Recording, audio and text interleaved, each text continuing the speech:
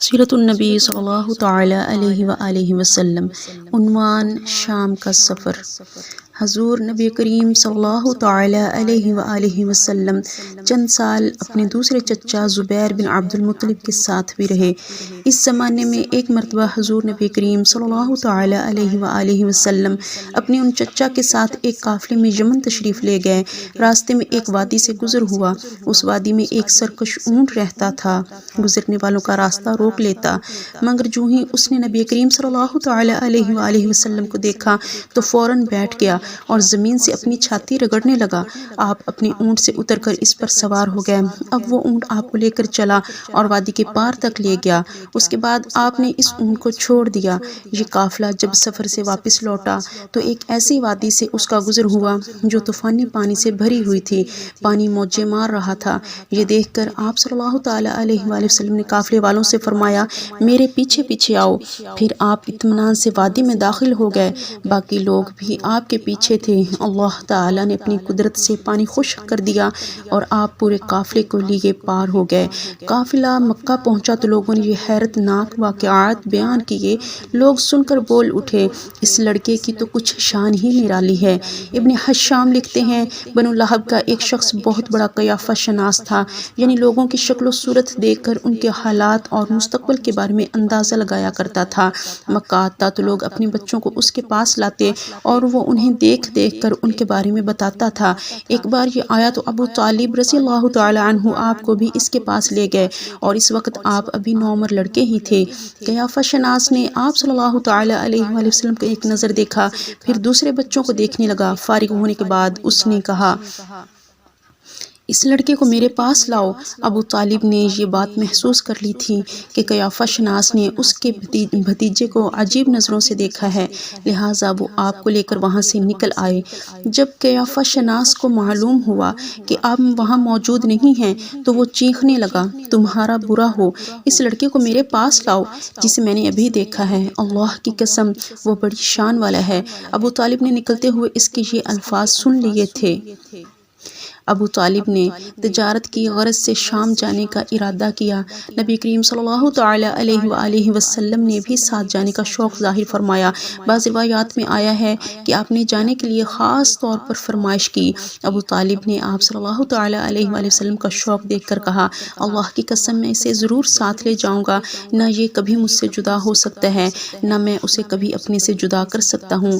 ایک روایت میں یوں آیا ہے کہ آپ صلی اللہ تعالی علیہ وآلہ وسلم نے ابو طالب کی اونٹنی کی لگام پکڑی اور فرمایا، چچا جان آپ مجھے کس کے پاس چھوڑ جا رہے ہیں؟ میری نہ ماں ہے نہ باپ۔ اس وقت آپ صلی اللہ تعالی علیہ وآلہ وسلم کی عمر مبارک 9 سال تھی۔ آخر ابو طالب آپ کو ساتھ لے کر روانہ ہوئے، آپ کو اپنی اونٹنی پر بٹھایا، راستے میں عیسائیوں کی ایک عبادت گاہ کے پاس ٹھہرے۔ خانقاہ کے راہب نے نبی کریم صلی اللہ تعالی علیہ وآلہ وسلم کو دیکھا تو چونک اٹھا۔ اس نے ابو طالب سے پوچھا، یہ لڑکا تمہارا کون ہے؟ انہوں نے جواب دیا، یہ میرا بیٹا ہے۔ تو اس نے کہا کہ یہ تمہارا بیٹا نہیں ہو سکتا کیونکہ اس کا باپ زندہ ہی نہیں ہو سکتا۔ یہ سن کر ابو طالب بہت حیران ہوئے اور بولے، کیا مطلب، یہ کیوں میرا بیٹا نہیں ہو سکتا؟ تو اس نے کہا، یہ ممکن ہی نہیں کہ اس لڑکے کا باپ زندہ ہو، یہ نبی ہے۔ مطلب یہ تھا کہ اس میں جو نشانیاں ہیں وہ دنیا کے آخری نبی کی ہیں، اور ان کی ایک علامت یہ ہے کہ وہ یتیم ہوں گے، ان کے باپ کا انتقال اسی زمانے میں ہو جائے گا جبکہ وہ ابھی پیدا ہونے والے ہوں گے۔ اس لڑکے میں آنے والے نبی کی تمام علامات موجود ہیں۔ ان کی ایک نشانی یہ ہے کہ بچپن میں ان کی والدہ کا بھی انتقال ہو جائے گا۔ اب ابو طالب نے اس راہب سے پوچھا کہ نبی کیا ہوتا ہے؟ تو راہب نے کہا کہ نبی وہ ہوتا ہے جس کے پاس آسمان سے خبریں آتی ہیں اور پھر وہ زمین والوں کو ان کی اطلاع دیتا ہے۔ تم یہودیوں سے اس لڑکے کی حفاظت کرنا۔ اس کے بعد ابو طالب وہاں سے آگے روانہ ہو گئے۔ راستے میں ایک اور راہب کے پاس ٹھہرے، یہ بھی ایک خانقاہ کا عابد تھا۔ اس کی نظر بھی نبی کریم صلی اللہ تعالی علیہ وآلہ وسلم پر پڑی تو یہی پوچھا، یہ لڑکا تمہارا کیا لگتا ہے؟ ابو طالب نے اس سے بھی یہی کہا کہ یہ میرا بیٹا ہے۔ راہب یہ سن کر بولا، یہ تمہارا بیٹا نہیں ہو سکتا، اس کا باپ زندہ ہو ہی نہیں سکتا۔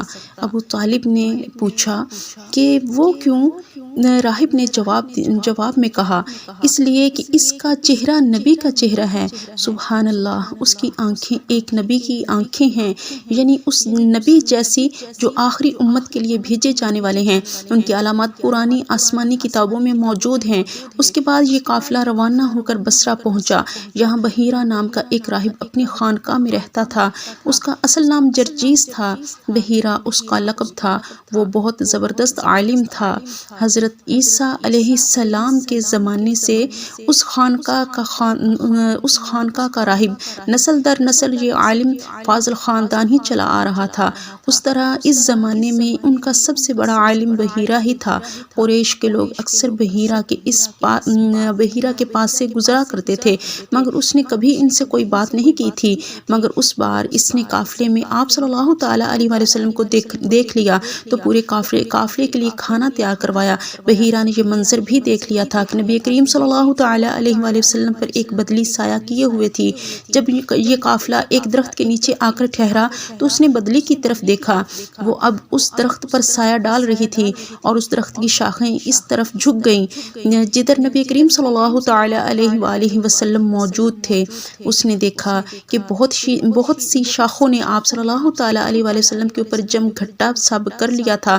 اصل میں ہوا یہ تھا کہ جب نبی کریم صلی اللہ تعالیٰ علیہ وآلہ وسلم اس درخت کے پاس پہنچے تو قافلے کے لوگ پہلے ہی سایہ دار جگہ پر قبضہ کر چکے تھے۔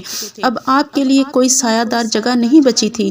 چنانچہ آپ صلی اللہ تعالیٰ علیہ وآلہ وسلم جب دھوپ میں بیٹھے تو شاخوں نے اپنا رخ تبدیل کر لیا، سبحان اللہ، اور آپ کے اوپر جمع ہو گئیں۔ اس طرح آپ مکمل طور پر سائے میں ہو گئے۔ بحیرہ نے یہ منظر صاف دیکھا تھا۔ آپ کی یہ نشانی دیکھ کر اس نے قافلے والوں کو پیغام بھجوایا، اے قریشیوں، میں نے آپ لوگوں کے لیے کھانا تیار کروایا ہے۔ میری خواہش ہے کہ آپ تمام لوگ کھانا کھانے آئیں، یعنی بچے، بوڑھے اور غلام سب آئیں۔ بحیرہ کا یہ پیغام سن کر قافلے میں سے ایک نے کہا، اے بحیرہ، آج تو آپ نیا کام کر رہے ہیں۔ ہم تو اکثر اس راستے سے گزرتے ہیں، آپ نے کبھی دعوت کا انتظام نہیں کیا، پھر آج کیا بات ہے؟ بحیرہ نے انہیں صرف اتنا جواب دیا، تم نے ٹھیک کہا، لیکن بس آپ لوگ مہمان ہیں اور مہمان کا اکرام کرنا بہت اچھی بات ہے۔ اس طرح تمام لوگ بحیرہ کے پاس پہنچ گئے، لیکن اللہ کے رسول صلی اللہ تعالیٰ علیہ وآلہ وسلم ان کے ساتھ نہیں تھے، انہیں پڑاؤ میں ہی چھوڑ دیا گیا تھا۔ بقیہ حصہ اگلی ایپیسوڈ میں۔ تب تک کے لیے السلام علیکم ورحمۃ اللہ وبرکاتہ۔ Please subscribe my channel.